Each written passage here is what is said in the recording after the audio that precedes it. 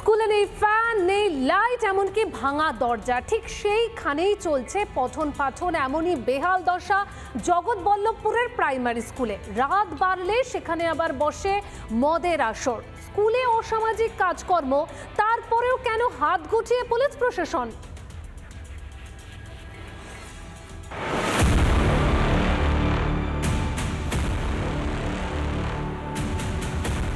প্রাথমিক বিদ্যালয় না পোড়া বাড়ি বোঝা দায়। ভগ্নপ্রায় অবস্থা হাওড়ার জগৎবল্লভপুরের কিরণময়ী প্রাথমিক বিদ্যালয়। দেখুন কি অবস্থায় চলছে পঠন পাঠন।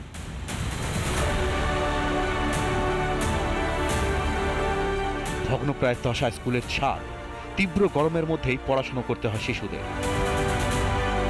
ছাদ ভেঙে পড়ছে, স্কুলের ছাদটা একদম খারাপ হয়ে গেছে। একটা ফ্যানেরও ব্যবস্থা নেই, জলের পরিষেবা সেইভাবে নেই। বাচ্চারা টয়লেট করবে এরকম নর্মালি রাস্তাঘাটে যেখানে সেখানে করতে হচ্ছে। দরজা সেটা পর্যন্ত ভাঙা। স্কুলটি শুধু বিপজ্জনক বাড়ি হিসেবেই দাঁড়িয়ে নেই, রাত বাড়লেই স্কুলে বসে নেশার আসর। বহিরাগতদের মোচ্ছব করার জায়গায় পরিণত হয়েছে এই স্কুল। অভিভাবকেরা একাধিকবার অভিযোগ জানিয়েছেন, কিন্তু ব্যবস্থা নেই কোনো।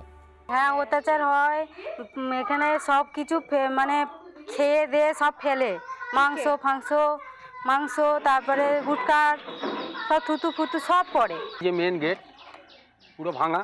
রাত্রিরে এখানে বসে মদ জুয়া অনেক কিছুই চলে। এলাকার ছেলেরাই করে, তার সঙ্গে বাইরের ছেলেরাও থাকে। দীর্ঘদিন ধরে বেহাল অবস্থায় প্রাথমিক বিদ্যালয়। সেই সুযোগেই নেশার আসর ও অসামাজিক কাজকর্ম।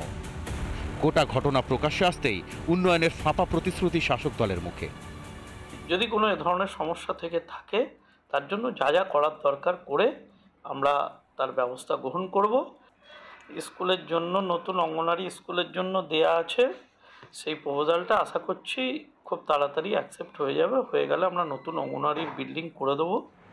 মাথা থেকে পা পর্যন্ত দুর্নীতি ও অব্যবস্থায় মোড়া রাজ্যের শিক্ষা ব্যবস্থা। কোথাও শাসকের দুর্নীতিতে যাচ্ছে চাকরি, কোথাও আবার বিদ্যালয়ে নেই শিক্ষক। এবার হাওড়ায় প্রাথমিক স্কুলে নেশার আসর। শিক্ষা ব্যবস্থাকে আর কত তলানিতে নিয়ে যাবে রাজ্যের শাসক দল? রিপাবলিক বাংলা। নরবরে বাঁশের সাঁকোই দুই গ্রামের শয়ে শয়ে মানুষের যাতায়াতের একমাত্র ভরসা। নিত্যদিন যাতায়াত করতে গিয়ে ঘটছে দুর্ঘটনা। প্রাণ হাতে করে যাতায়াত করতে হচ্ছে। তারপরেও প্রশাসনের কাছে পাকা ব্রিজের দাবি করলে মিলেছে শুধুই আশ্বাস। রাজনৈতিক রং দেখে আর কতদিন বঞ্চনা হবে মানুষের সঙ্গে? পাথর প্রতিমা বিধানসভার এই যে নদীটা দেখতে পাচ্ছেন, এই নদীটার নাম হলো শেলেমারি নদী। আর শেলেমারি নদীর ওপারে হচ্ছে গোপালনগর গ্রাম পঞ্চায়েত, আর এপারে দুর্বাচটি গ্রাম পঞ্চায়েত। আর এই দুর্বাচটি আর গোপালনগরের এই মিলন সেতু বলে পরিচিত।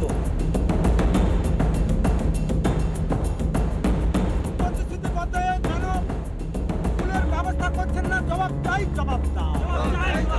মানুষের স্বার্থে জবাব দিতে হবে।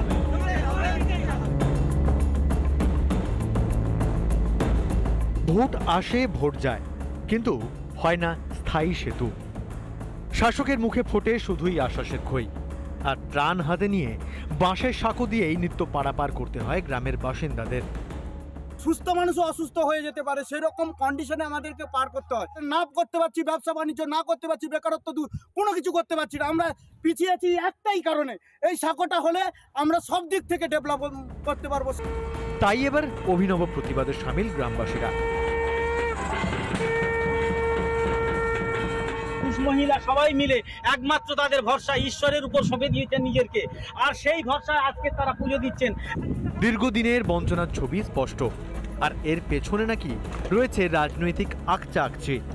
রাজনৈতিক রং দেখিয়ে নাকি শয়ে শয়ে মানুষকে বঞ্চনা করা হচ্ছে, দাবি পঞ্চায়েত সদস্যের। ভিডিওতে আমরা দরখাস্ত দিয়েছি, আমাদের দুর্বাচটি থেকেও জানানো হয়েছে এবং গোপালনগর থেকেও জানানো হয়েছে, কিন্তু কোনো সুরাহা হয়নি। স্থানীয়দের এই নিত্য ভোগান্তির ঘটনায় আড়াআড়ি বিভক্ত তৃণমূল।